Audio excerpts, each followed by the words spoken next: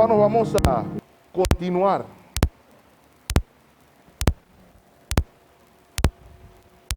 Ya se me había olvidado quitarme esto. Espero que no lleguemos a acostumbrarnos tanto.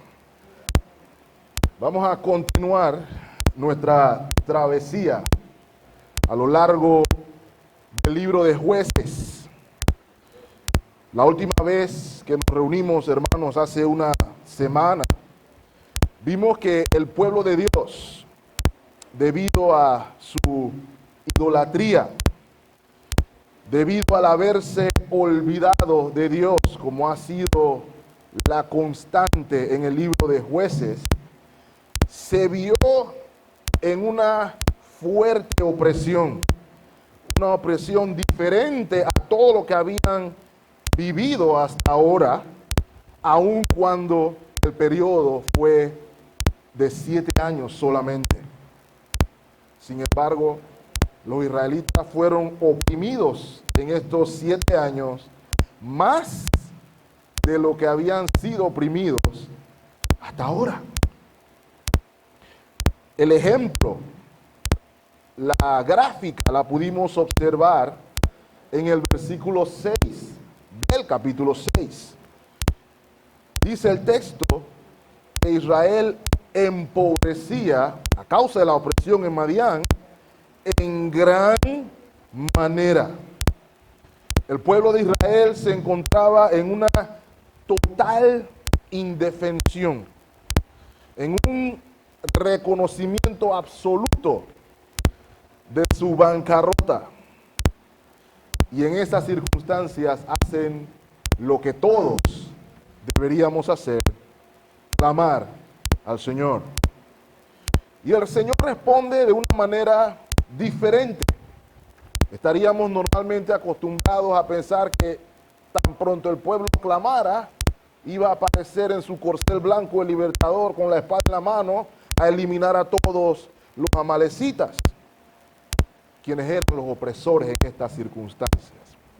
Sin embargo, el Señor responde enviando un profeta, alguien desconocido, pero que se nos dice habla de parte de Dios.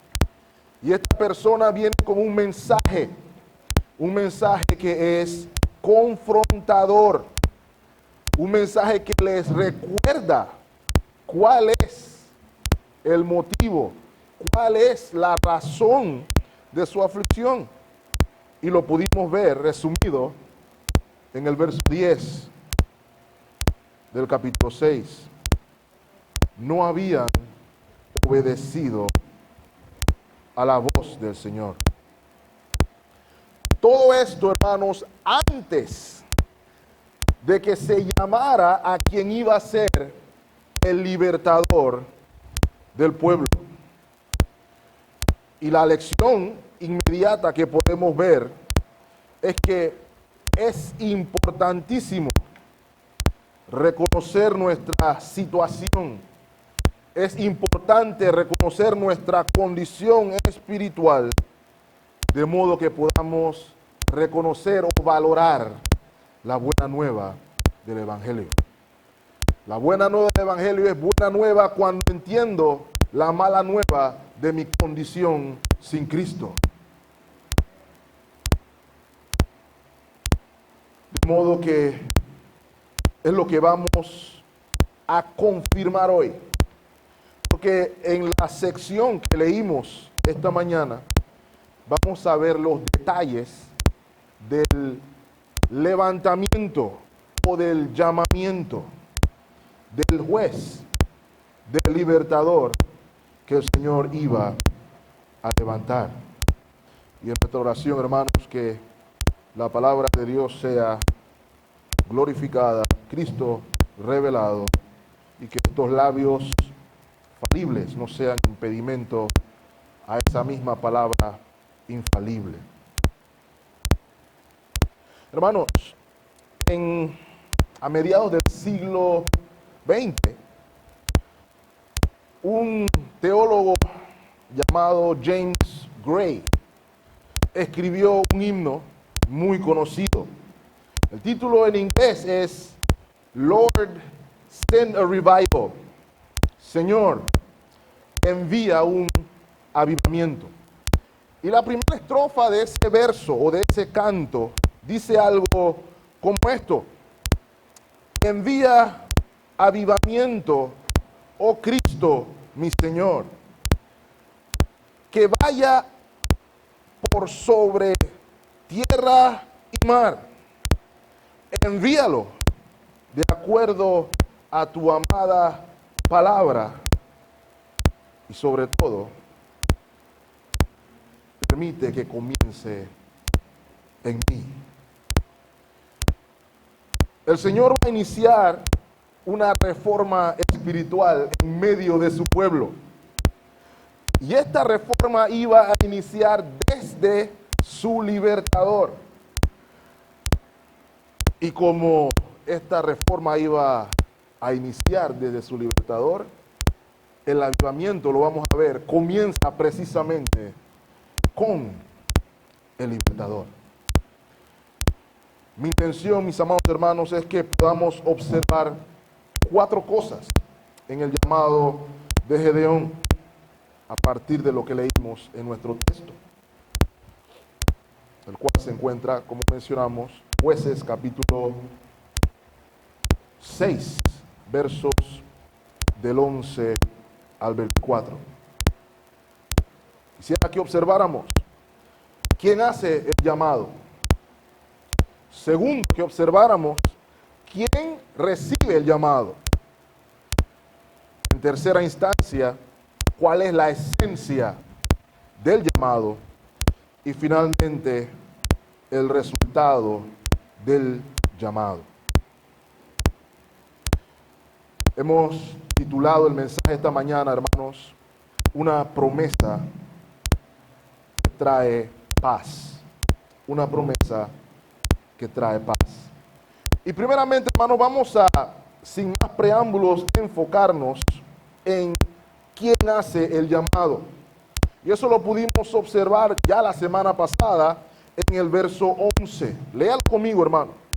Y vino el ángel de Jehová y se sentó debajo de la encina que está en Ofra, la cual era de Joás Abieserita. Usted y yo, hermanos, estamos familiarizados en el relato bíblico con la aparición de ángeles. Podríamos decir inclusive que todo ángel que ha sido enviado a cumplir con la voluntad del Señor de cualquier manera es el ángel de Jehová. Sin embargo, el ángel de Jehová aquí mencionado es singular. Este es el ángel de Jehová. Por una parte, pareciera ser distinto a Jehová.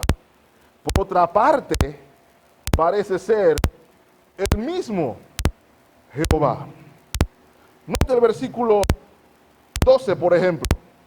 Y el ángel de Jehová se le apareció y le dijo: Jehová está contigo, varón esforzado y valiente. Note el verso 14. Y mirándole, el ángel de Jehová, no, mirándole Jehová le dijo. Versículo 16. La primera parte, Jehová le dijo. Vemos nuevamente entonces el ángel de Dios, versículo 20, el ángel de Jehová 2 veces más en el versículo 21, y lo vemos inclusive una vez más en el versículo 22. Pareciera como que por momentos se confunde el ángel con el Señor dentro del mismo relato. Y no solamente esto, el ángel inclusive produce el efecto que resulta de estar en presencia del Dios vivo. Observamos la conciencia de la falta de santidad cuando estamos delante de Dios. Note las palabras de Gedeón en el versículo 22. He visto al ángel de Jehová cara a cara. Y eso, hermanos, produce un resultado. Esta es una aparición divina, mis amados hermanos, lo que se conoce como una teofanía, una aparición de la segunda persona de la Trinidad preencarnada. Las Escrituras nos enseñan que a Dios nadie le vio jamás. Sin embargo, el unigénito Hijo que está en el seno del Padre, Él le ha dado a conocer. Hermanos, esto nos habla en primera instancia con claridad de que nuestro Dios no es un Dios pasivo, sino que nuestro Dios es todo lo contrario, muy activo. Dios lidia con los asuntos de los hombres. Esto es evidente a lo largo de toda la historia, inclusive a lo largo de la revelación bíblica, y sobre todo nos muestra que nuestro Dios es activo en la salvación de su pueblo. El Señor estaba sentado debajo de una encina viendo a Gedeón. Esto también nos recuerda, hermanos, que el Señor es consciente de la aflicción de su pueblo y que es activo en obrar en favor del mismo. De modo que observamos de salida, hermanos, que es Dios quien llama a Gedeón, sentado en una encina. Y nos recuerda, hermano, que Él es quien llama por su palabra y por su espíritu para su salvación y para el cumplimiento de sus santos propósitos. El versículo 11 también nos dice que la encina estaba en terreno de un señor hebreo llamado Joás, perteneciente a la media tribu de Manasés. Y va a aparecer precisamente para cambiar la vida del hijo de Joás para siempre. Lo que me lleva, hermanos, a que observemos quién recibe el llamado. La segunda parte del versículo 11 nos dice: y su hijo Gedeón estaba sacudiendo el trigo en el lagar para esconderlo de los madianitas. Gedeón es quien sería llamado por el Señor, mis amados hermanos. Él sería el que traería liberación al pueblo de Israel. El nombre Gedeón tiene significado, así como todos los nombres lo tienen. Y el nombre Gedeón significa más o menos el talador, el derribador. Y tendría una connotación generalmente de corte militar. No obstante, este nombre se lo han puesto a Gedeón probablemente debido a su labor como granjero. Sin embargo,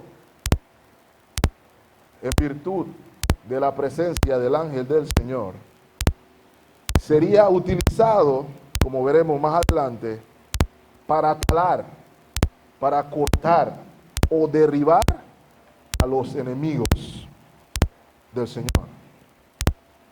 Pero no nos adelantemos.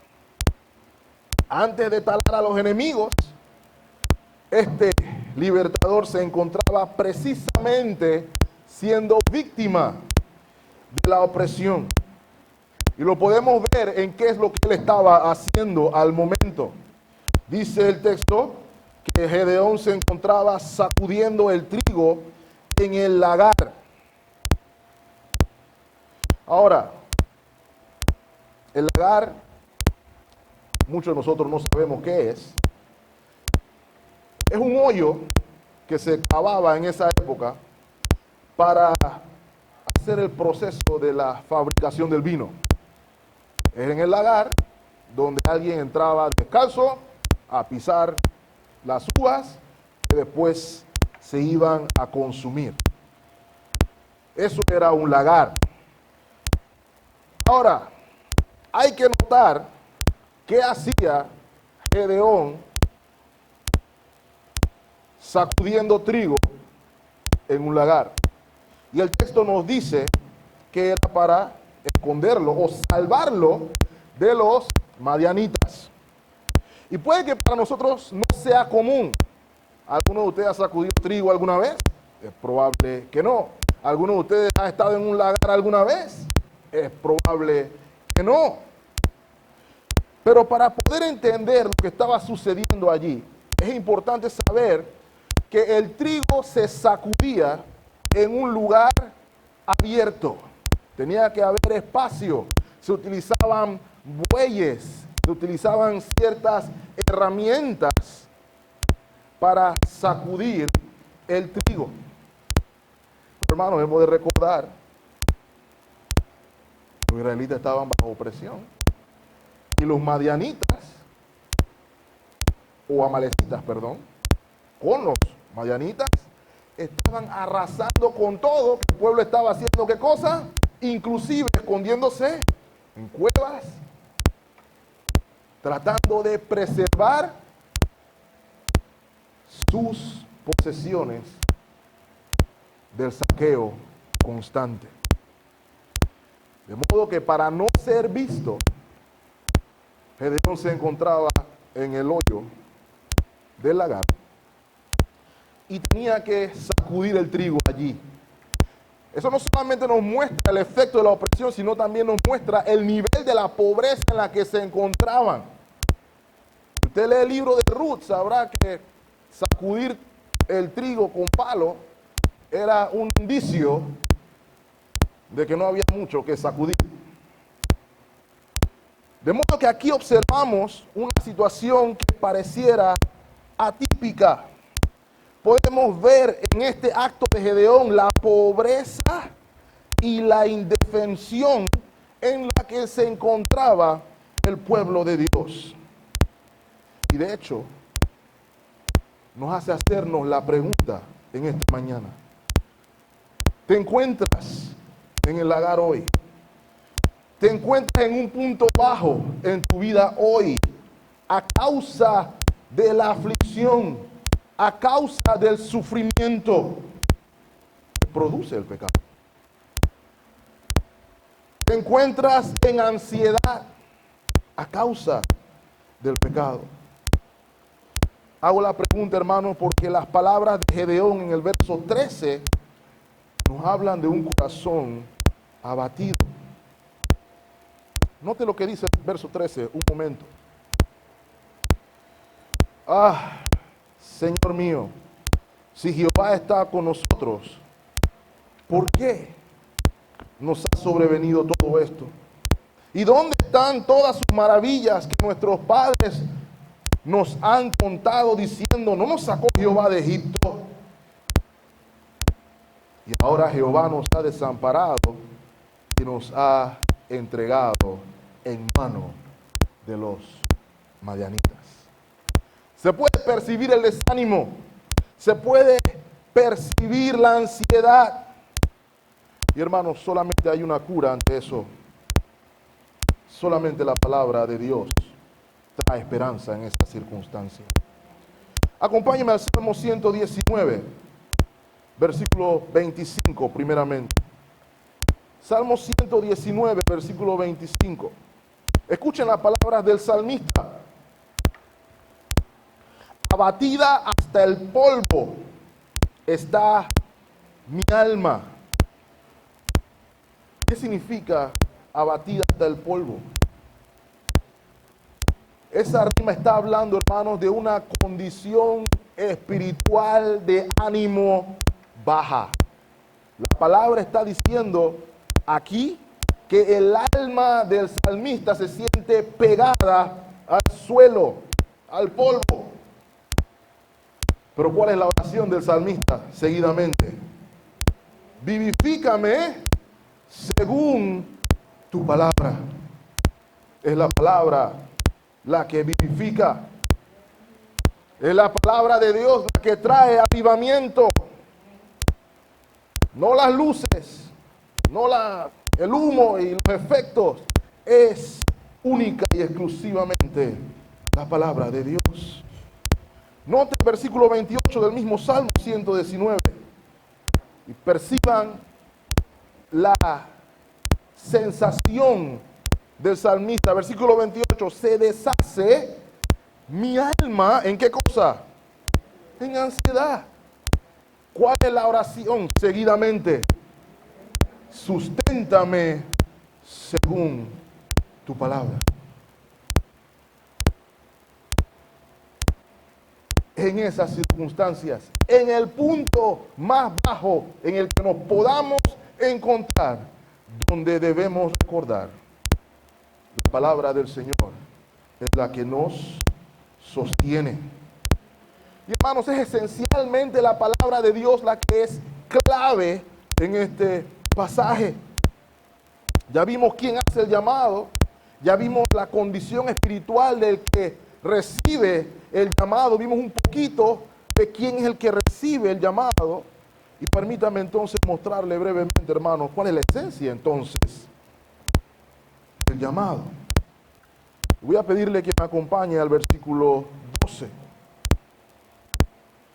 Y el ángel de Jehová, volvemos a nuestro texto, y el ángel de Jehová se le apareció y le dijo, ¿a quién?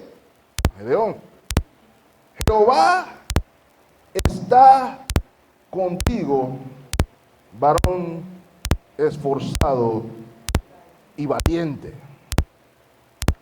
Hermanos, si usted es lo que raya sus Biblias, en lo personal, no que lo esté obligando, yo le exhortaría a que subraye esa declaración. Una de las mejores palabras que usted puede escuchar, lo mejor que alguien puede escuchar, son las palabras, Jehová está contigo.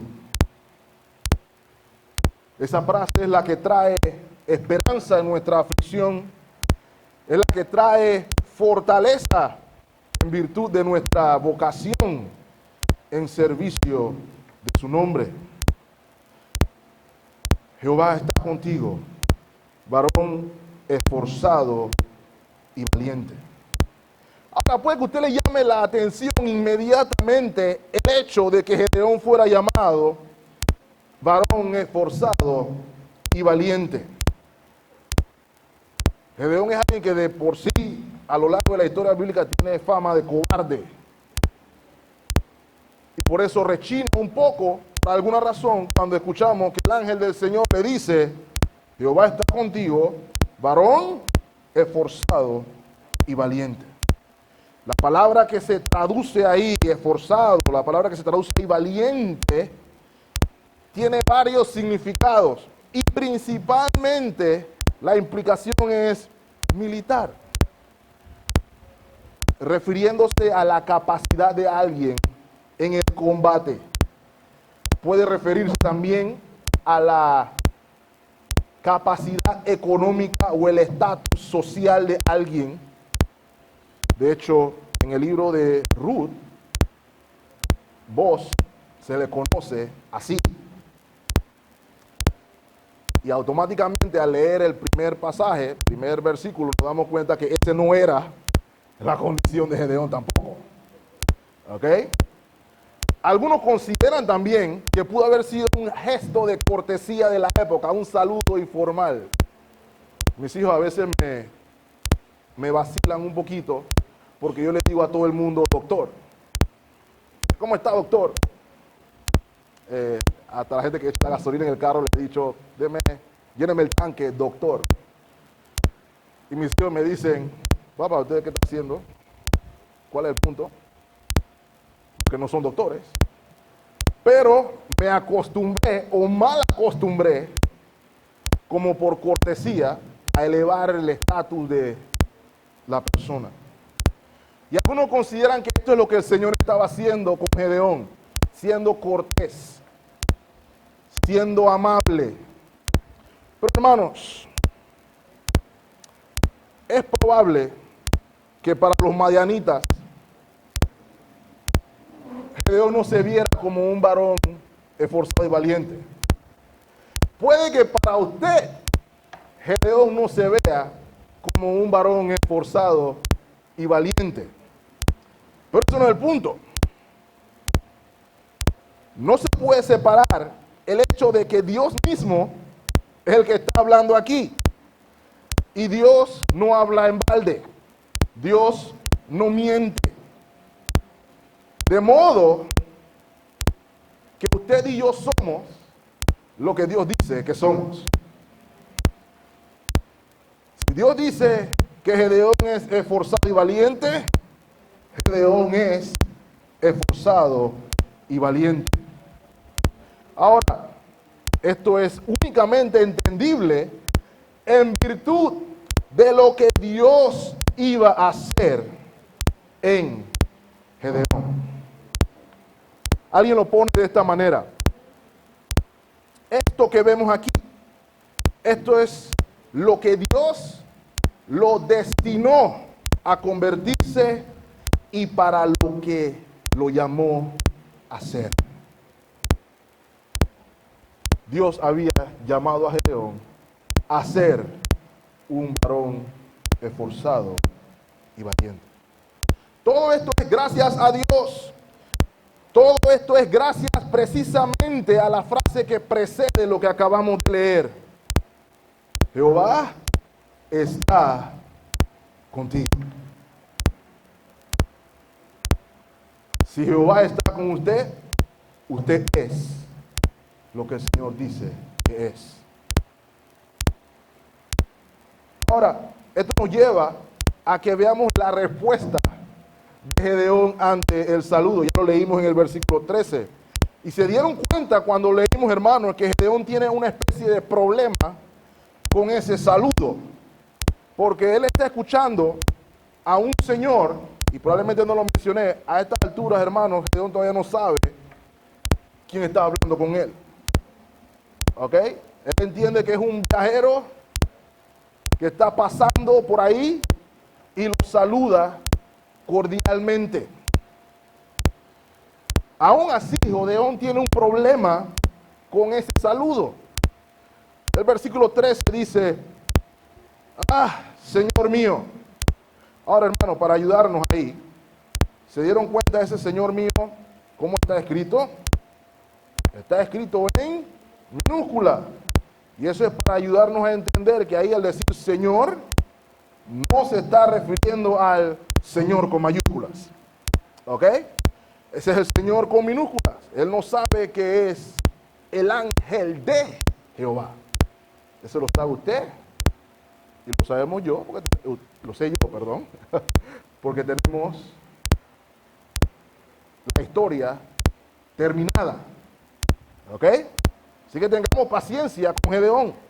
Hay un señor con un báculo diciéndole en el lagar, de nuevo, recuerden dónde estaba Gedeón, en un lagar sacudiendo unas hojarascas de trigo y le dice el Señor está contigo, varón esforzado y valiente.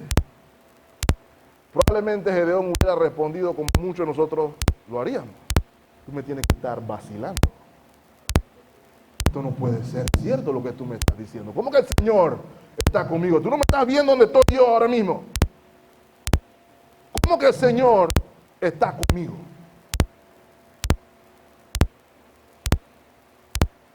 Señor mío, si Jehová está con nosotros, ¿por qué nos ha sobrevenido todo esto? Y si el Señor está con nosotros, ¿por qué estamos así? ¿Y por qué no vemos las maravillas que nos contaron nuestros padres cuando nos dicen, ¿no nos sacó el Señor de Egipto? Yo no veo nada de eso. Lo que veo es que el Señor nos ha desamparado. Lo que veo es que el Señor nos entregó en mano de los madianitas. Ahora, hermanos, mientras vemos la respuesta de Gedeón, hay algo que quiero que analicemos brevemente. Quiero que noten la respuesta corporativa que da Gedeón. El Señor lo saluda y dice, Jehová está contigo. Singular. ¿Se dieron cuenta de la respuesta de Gedeón cómo fue? El Señor no está con nosotros. Plural. Hay una respuesta corporativa. Gedeón se sentía parte de algo. La respuesta es nosotros. Aún estando en el lagar, mis amados hermanos, aún estando bajo opresión, la mente de Gedeón no estaba en lo individual, ay de mí solamente, sino que estaba consciente de la condición espiritual del pueblo. Su mente estaba en el pueblo de Dios en general. Y hermano, de hecho, eso me hace pensar, una persona que tiene un pensamiento colectivo, pensando en la situación en la que está el pueblo de Dios, no necesariamente es tan cobarde como nosotros tendemos a pensar. Hermano, ese pensamiento de que allá él y Dios, o esto es entre Dios y yo, puede llevarnos precisamente a olvidar que Dios vino a llamar un pueblo. Y que todos estamos interconectados como pueblos.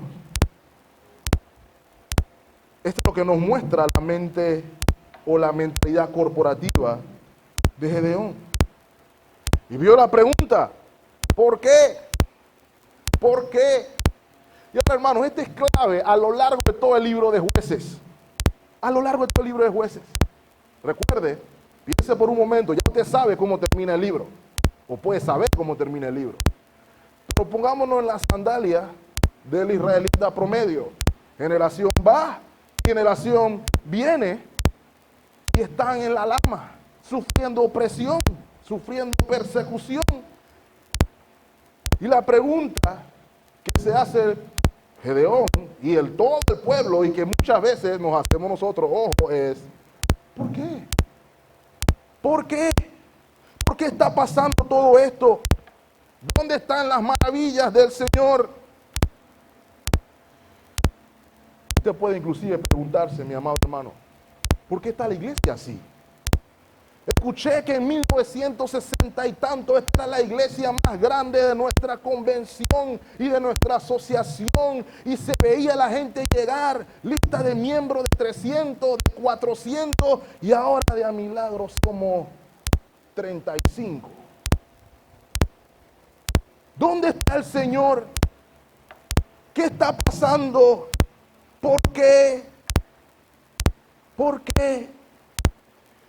Probablemente usted lea bastante y diga, oh, he leído de Charles Spurgeon, y que cuando ese hombre predicaba se convertía la gente a montón. Escuché de los avivamientos con Whitfield. Escuché de Jonathan Edwards y cómo los empleados de la fábrica de carbón lloraban cuando el hombre predicó el mensaje famoso que predicó. ¿Dónde está todo eso, Señor? Ahora, hermanos, lo que nos recuerda la pregunta de Gedeón es lo primero que debemos hacer siempre que nos encontremos en aflicción.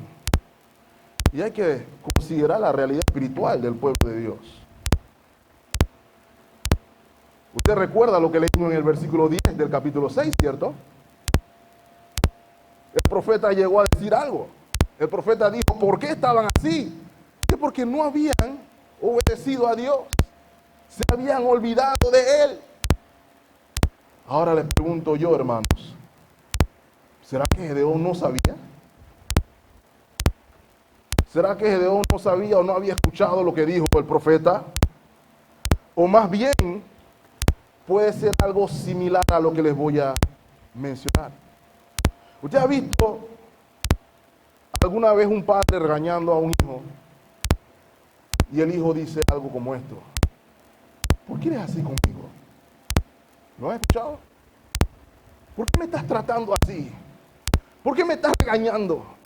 ¿Por qué me estás castigando? Probablemente esta es la actitud de la pregunta de Gedeón. Pero hay algo que quiero mostrarle, que vamos a ver con más detalle la próxima semana, pero vamos a hacer un pequeño tentempié. Adelántese conmigo al versículo 25 y déjenme describirle cómo estaba la casa de Gedeón en ese momento. ¿Ok? Dice el versículo 25. Aconteció que la misma noche le dijo Jehová, toma un toro del hato de tu padre, el segundo toro de 7 años, y derriba el altar de Baal que tu padre tiene, y corta también la imagen de acera que está junto a él. ¿Ven la ironía, hermanos? Por un lado, oh Señor, ¿por qué? ¿Cómo es posible? ¿Dónde están las maravillas del Dios vivo? Ese que yo escuché. En la casa de Gedeón había una estatua de Baal y una de acera. ¿Ok? Y todos los que estaban en esa casa, estaban participando de eso. ¿Recuerden? Eso era precisamente lo que significaba el haberse olvidado de Dios. De modo, hermanos, que antes de decir al Señor, ¿por qué? ¿Por qué? De modo que antes de decir, la iglesia está aquí o está así, por un ataque del enemigo, así que vamos a declarar batalla espiritual. Revisemos primero el patio. Revisemos primero qué hay en la casa. Antes de decir, Señor, me abandonaste, ¿dónde estás? Que no te veo. Revisemos el patio. Porque probablemente tengamos algo en el patio, hermano. La familia de Gedeón lo tenía en el patio. Y usted podrá decir, bueno, yo no tengo ninguna estatua en mi patio. Chequeé ayer y no había nada. Pero el caso nuestro, hermano, es que nosotros guardamos los ídolos aquí. El corazón humano es una fábrica de ídolos. Esa era la situación. Mi pregunta para los que me escuchan hoy: ¿qué hay en su patio? ¿Qué hay en su patio? Ahora, hermanos, noten, el Señor ni siquiera le responde la pregunta. Ni siquiera la responde. Y no la responde no porque no tuviera argumento, porque tenía todos los argumentos. Ya Gedeón sabía la respuesta. Por lo general sabemos la respuesta. Pero el Señor, aún sabiendo la respuesta, va a mostrar gracia. Y quiero que vean el mandato. Versículo 14, acompáñenme ahí, de nuestro texto.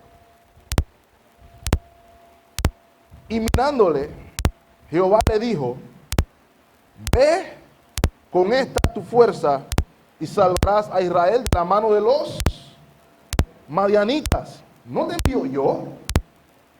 ¿Okay? ¿Vieron la pregunta de Gedeón? ¿Vieron la respuesta del ángel del Señor? Ahora, no nos adelantemos, no corramos al ver con esta tu fuerza. Hermano, note las primeras 3 palabras del verso 14.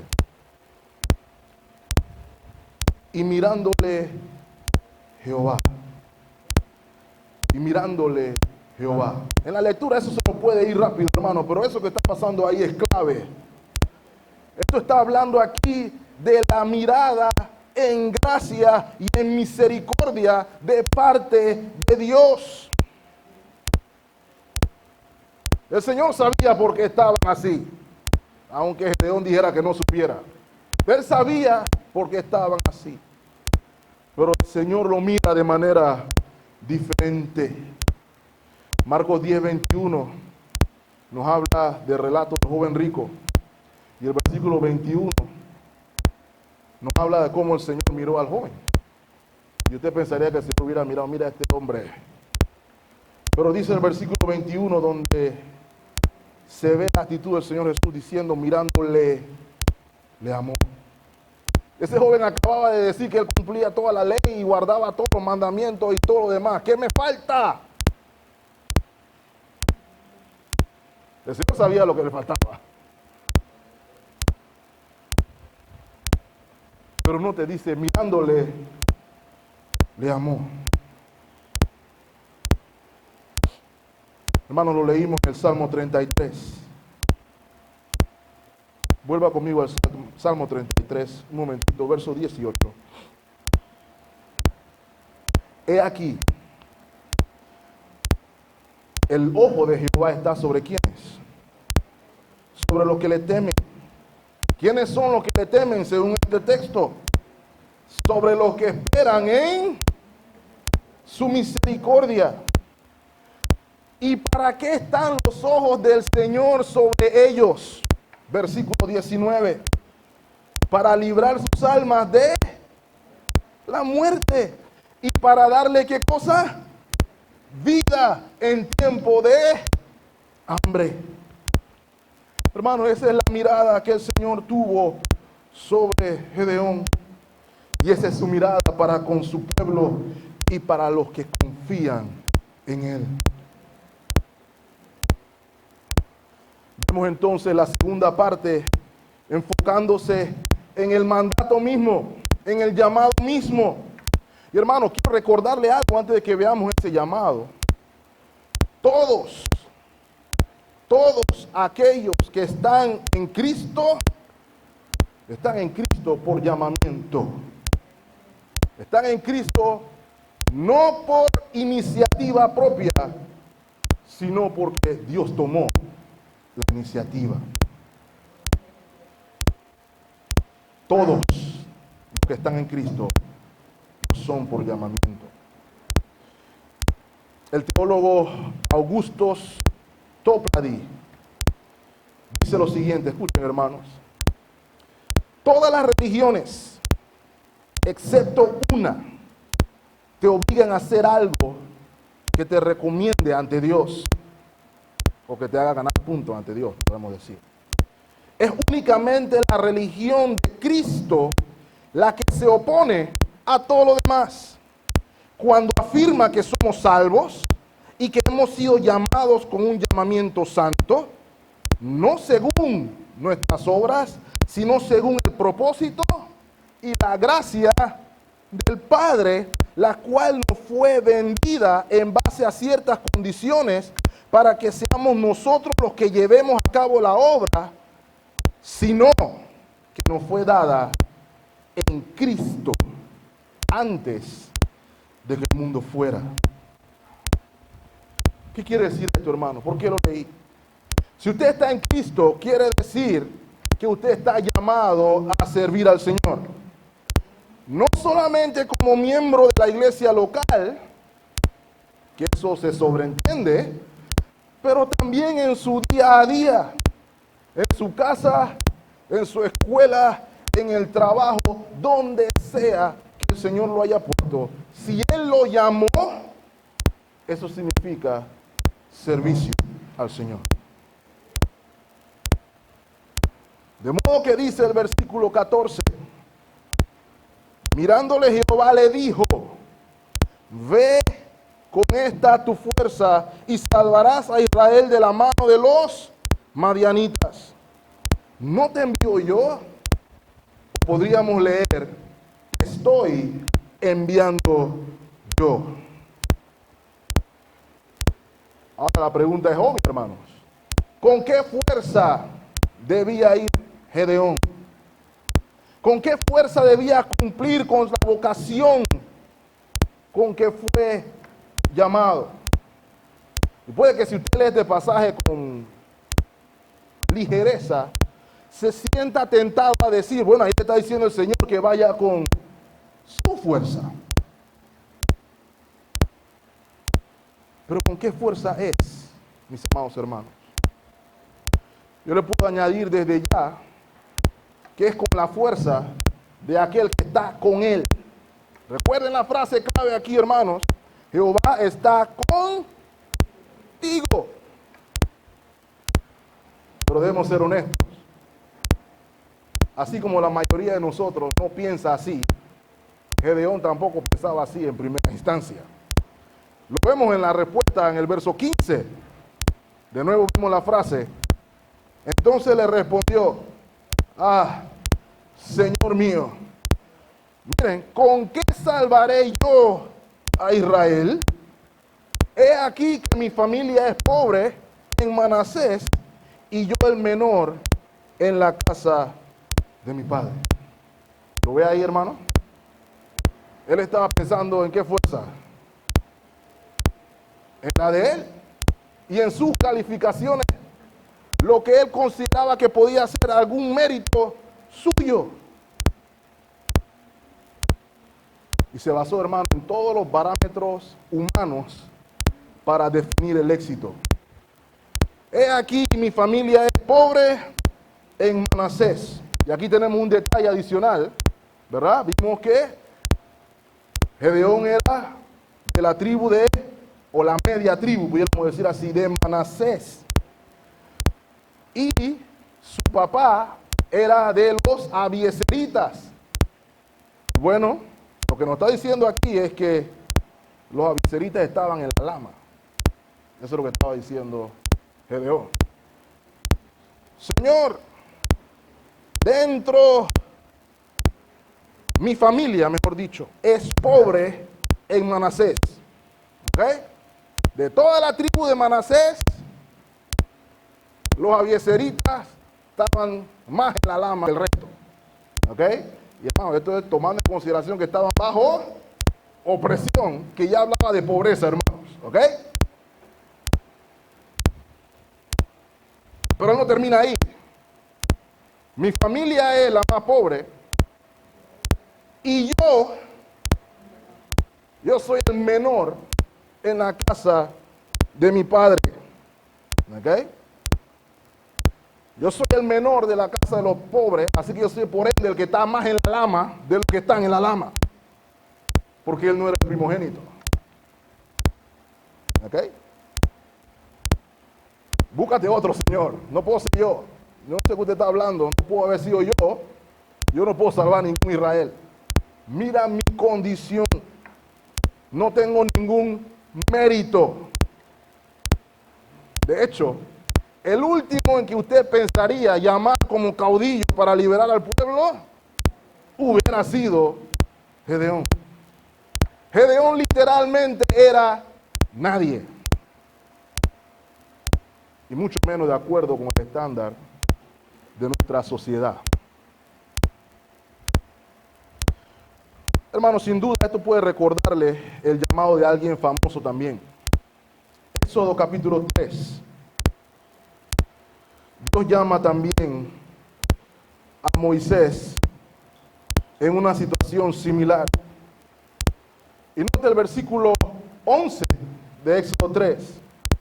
Entonces Moisés respondió a Dios: ¿quién soy yo para que vaya a Faraón y saque de Egipto a los hijos de Israel?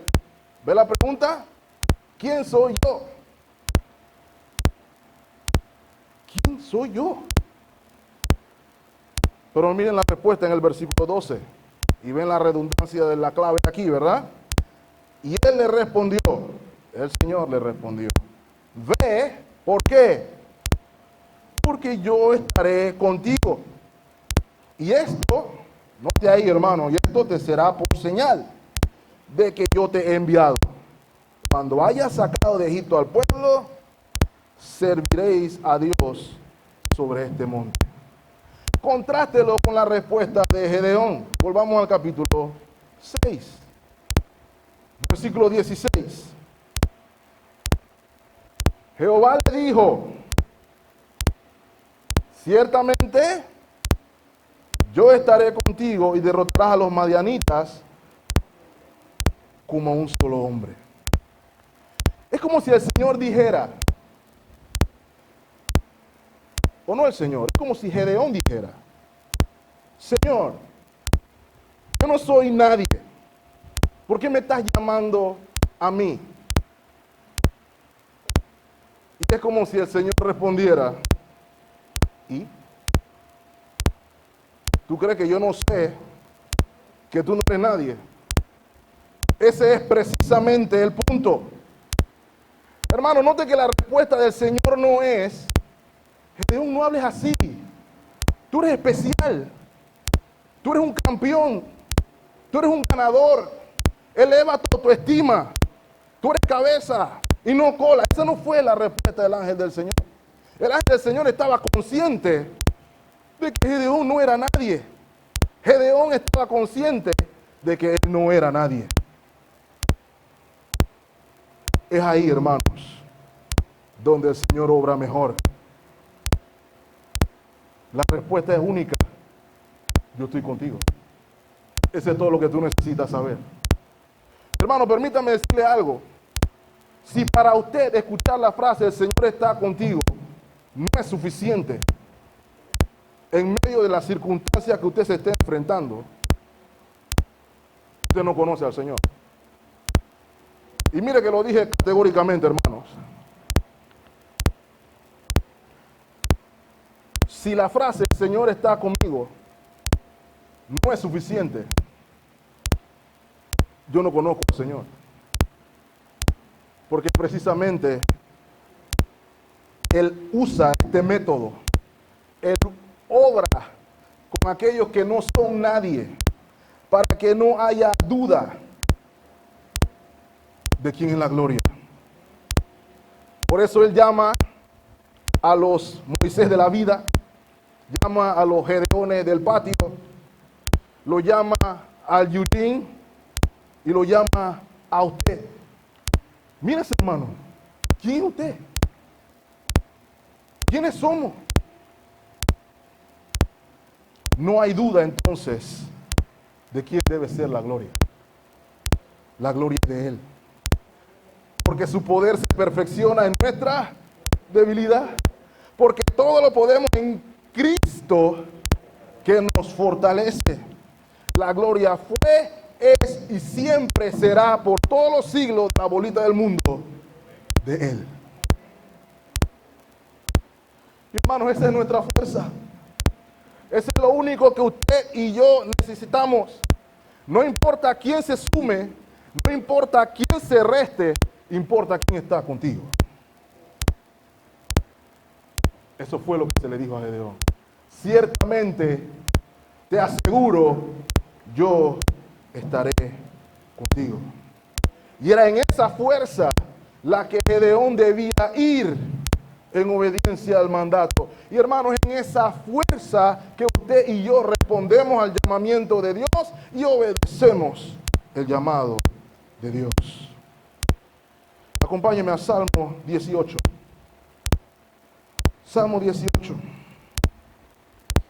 Hermano, quiero que lea inclusive la introducción del Salmo, que a veces nos lo pasamos. Pero quiero que leamos hasta el versículo 2 del Salmo 18. Probablemente su Biblia dé una introducción al Salmo. Y dice, al músico principal, por lo general nos saltamos ese pedazo, pero algo que quiero que lean ahí, hermanos. Al músico principal, Salmo de David, siervo de Jehová, el cual dirigió a Jehová las palabras de este cántico. ¿Cuándo? ¿Cuándo fue que dirigió David la palabra de este cántico, hermanos? El día que le libró Jehová de mano de todos sus enemigos y de mano de Saúl. ¿Qué dice la primera parte entonces? Te amo, oh Jehová, fortaleza mía. ¿Cuál era la fortaleza de David? Dios. Versículo 2. Jehová, roca mía y castillo mío y mi libertador. Dios mío, fortaleza mía, en Él confiaré, mi escudo. Y note, la fuerza de mi salvación, mi alto refugio. Es el Señor su fortaleza, hermano. Es el Señor su alto refugio. Por eso el Salmo 23, el mismo David puede decir: aunque ande en valle de sombra de muerte, y lo he dicho varias veces, hermano, no temeré mal alguno. ¿Por qué? Porque yo soy fuerte, porque yo soy valiente, porque David era fuerte o David era valiente. No, porque Él estaba con él. Hermano, nunca olvide, Jesucristo basta. Jesucristo es más que suficiente. ¿Saben qué nos recuerda esta porción también, mis amados hermanos? Así como Gedeón no se veía como un libertador, nuestro Señor tampoco se veía como un libertador. Decían los judíos: pues hay algo bueno en Nazaret. De Nazaret no sale nada bueno. Decían los fariseos: yo lo conozco, ese no es hijo del carpintero, es un hombre de trato humilde. Ellos están en la lama. Literalmente estaban en la lama. Dios lo puede saber, hermano, cuando fueron a llevar la ofrenda al templo. Ellos no fueron a llevar cabrito ni abundante harina, 2 palomitas. ¿Cómo que el hijo del carpintero es el salvador del mundo? No me vengan con ese cuento, decían los judíos. Decían los romanos: oh, ¿cómo es posible que me digan a mí que ese carpintero que crucificaron como un criminal es Dios? No, eso no tiene sentido. Yo no lo puedo concebir, mis amados hermanos. Pero para los que creen, Cristo es poder de Dios y sabiduría de Dios. El Todopoderoso caminó entre nosotros envuelto en debilidad. Pero aunque estaba envuelto en debilidad, era el Todopoderoso. Es el Todopoderoso. Lo cual me lleva, hermanos, al cuarto y último punto: el resultado del llamado. Hermano, ya para este punto, Gedeón comienza a darse cuenta de que él no está hablando con un viajero ordinario. No puede ser que un viajero ordinario me esté dando semejante misión. Y note lo que dice el versículo 17. Y él respondió: yo te ruego que si he hallado gracia delante de ti, me des señal de que tú has hablado conmigo. Te ruego de que no te vayas de aquí hasta que vuelva a ti y saque mi ofrenda y la ponga delante de ti. Y él respondió: yo no te voy a dar ninguna señal. ¿Esta fue la respuesta? Ok, no. Ok, entonces mi versión es la que está mal. Y él le respondió: yo esperaré hasta que vuelvas. ¿Por qué hago énfasis ahí, hermano? Antes de juzgar a Gedeón, piénselo 2 veces. Porque nosotros somos así. Y el Señor lo sabe. ¿Okay? Lo vimos en el caso de Moisés, ¿cierto? Lo vimos en Éxodo 3. El Señor lo llamó y le dijo: esto te dará por señal. ¿Ok? Moisés no pidió la señal, pero el Señor le dio la señal. La señal fue dada de que el pueblo de Israel iba a adorar en el monte como señal de que Dios lo había llamado. De modo que la certeza que tiene el creyente viene en virtud de la confianza en las promesas de Dios.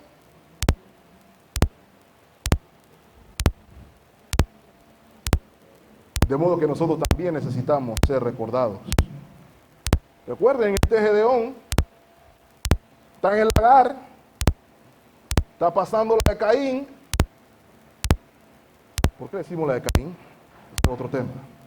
Está pasándola mal y escucha que alguien le dice, anda y liberta al pueblo, yo te estoy enviando. ¿Ok? ¿Qué evidencia hay de eso? ¿Cómo puedo estar seguro de que esto es así? Dame una señal. Y hermano, es por eso que el Señor promete en su palabra, de modo que usted y yo tengamos la certeza, sabiendo que Dios no miente, de que Él cumplirá lo que prometió. Pero ¿qué fue lo que hizo? Gedeón dice, yo voy a traer una ofrenda y la voy a traer delante de ti. Espérame. ¿Ok? ¿Qué implica eso? Gedeón tuvo que salir del hogar, ir a la casa, probablemente pasar por el patio, hacer una venia a la estatua de Baal y entrar y buscar a los implementos para la ofrenda.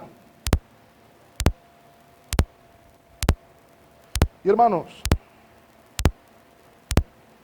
pongamos atención a la ofrenda.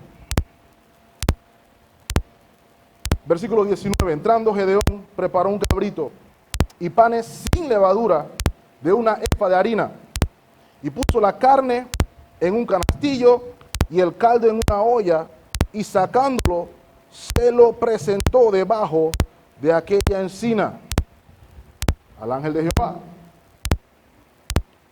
que probablemente ya estaba sospechando, pero aún no estaba seguro. Pero hermanos, noten la ofrenda: panes sin levadura y un cabrito. ¿Qué hacen muchas personas? Se quedan en la cantidad de la ofrenda. Oh, eso es demasiado para un señor. Una efa era un pocotón. ¿Y ustedes se imaginan a un señor comiéndose un cabrito entero? ¿Qué han hecho algunas personas al leer este pasaje? Perder la esencia y declarar algo como esto. Esto quiere decir que nuestra ofrenda tiene que ser grande y abundante. Yo no creo que eso sea lo que se está diciendo aquí. Aun cuando Dios ama al dador alegre, aun cuando debemos dar con generosidad, este no es el versículo para eso. Panes sin levadura y un cabrito. Este es el pueblo de Israel en la tierra prometida y en el sistema ceremonial se traían ofrendas al Señor. Y quisiera que meditáramos específicamente en el día de Pentecostés. El día de Pentecostés, el pueblo fue llamado a sacrificar un cabrito y a comer panes sin levadura, en resumida cuenta. Lo vimos en 1 Corintios, hermano, la levadura es representativo del pecado. Y el pan sin levadura, entonces, es representativo de una vida sin pecado. Por eso el apóstol Pablo le dice a los corintios, librémonos de la levadura, librémonos del pecado. ¿Y por qué se puede hacer, hermanos? Porque el cabrito fue sacrificado. Ese cabrito señala al Cordero de Dios que quita el pecado del mundo, en virtud del cual los pecados de su pueblo son perdonados. Lo que sí puede representar probablemente, no quiero ser tampoco dogmático aquí, es la abundancia de la efa, puede decir la abundancia de mi pecado.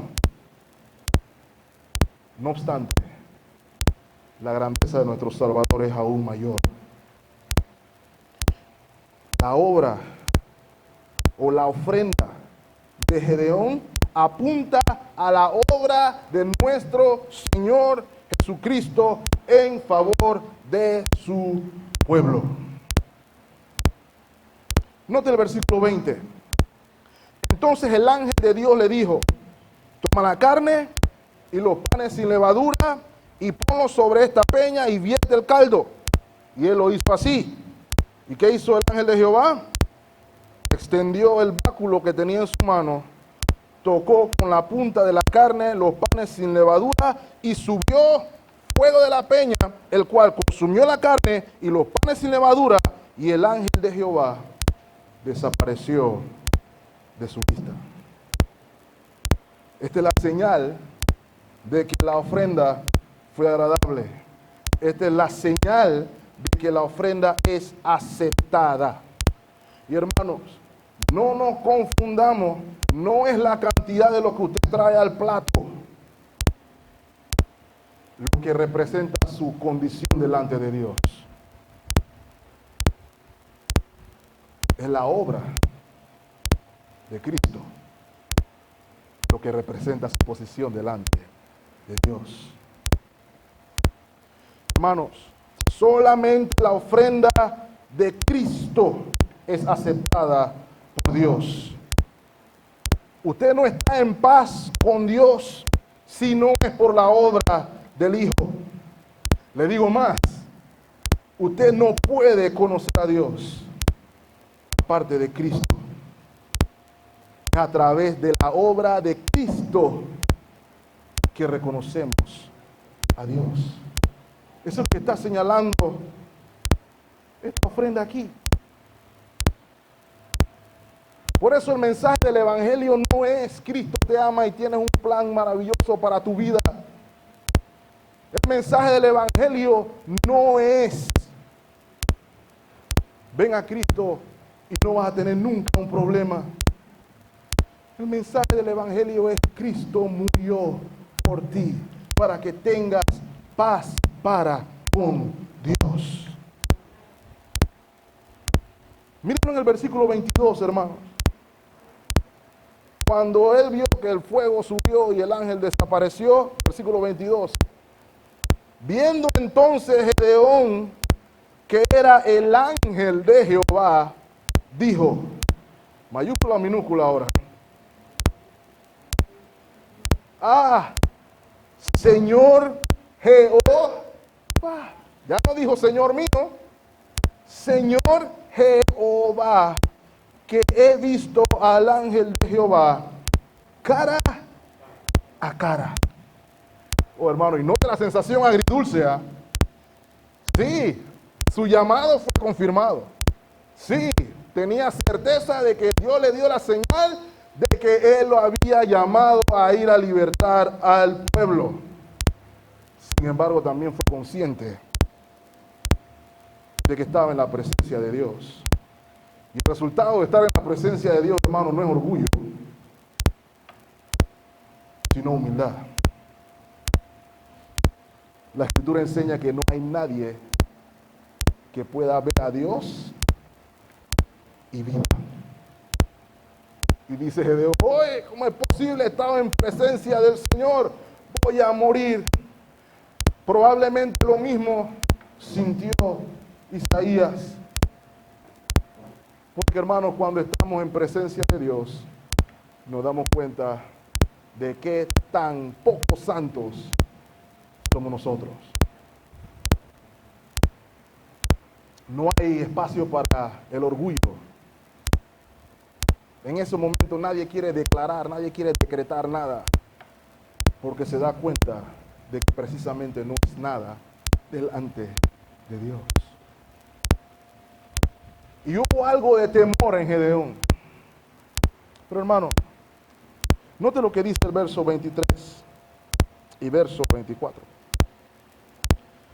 Pero Jehová le dijo, ¿ok? Ya el ángel de Jehová no estaba ahí, pero él escuchó la voz diciéndole, no tengas temor, no morirás. ¿Has escuchado esa voz, hermano? Si no la has escuchado, hay que tener temor. Porque no hay quien pueda estar delante del Dios vivo en rebelión a su mandato y viva. Pero él escuchó la palabra, paz a ti. No tengas temor, no morirás. Mi hermano, ese fue el día que cambió todo para Gedeón. Mira el versículo 24. Pudiéramos decir inclusive que ahí fue la conversión de Gedeón. Y edificó allí Gedeón, ¿qué cosa? ¿A Baal? ¿A Acera?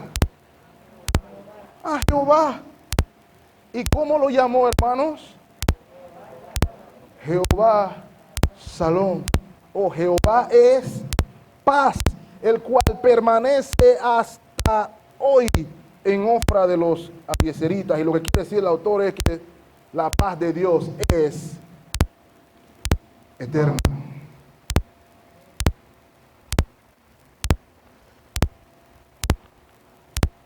Hermanos, cuando estamos ante Dios, nos damos cuenta de nuestra ineptitud y probablemente temor. Pero hay que recordar, hermanos, el perfecto amor de Dios echa fuera el temor, ya que Él es. No dice será, Él es nuestra paz. Antes de cerrar, quiero preguntarles,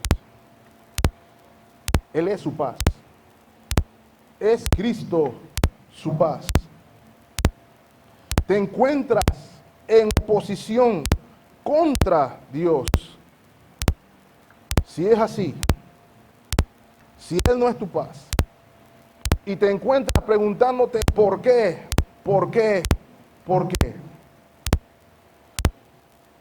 ven a Cristo para que tengas paz. Hermano, déjeme decirle algo, no importa cuál sea su trasfondo, no importa qué tan profundo en el lagar usted se encuentre, no interesa. El reformador Ulrico Zwinglio dijo estas palabras: tú eres un instrumento de Dios. Él desea gastarte usándote. No te gastes por estar inactivo. Oh feliz aquel a quien Él llama a su obra. Si Él lo llamó, hermano, no importa dónde venga, no importa su trasfondo, no importa qué ha hecho, usted viva para Cristo. Hermanos, en ese momento Gedeón sabía que tenía paz con Dios y por ende sabía que el príncipe de paz traería paz para su pueblo. Y a raíz de eso, hermanos, vemos otro Gedeón. Hermanos, no rechacemos la promesa que trae paz. El Señor está contigo. No todos pueden decir eso, solamente aquellos a quienes Él, por su gracia, y amado. Dios lo bendiga ricamente. Oremos.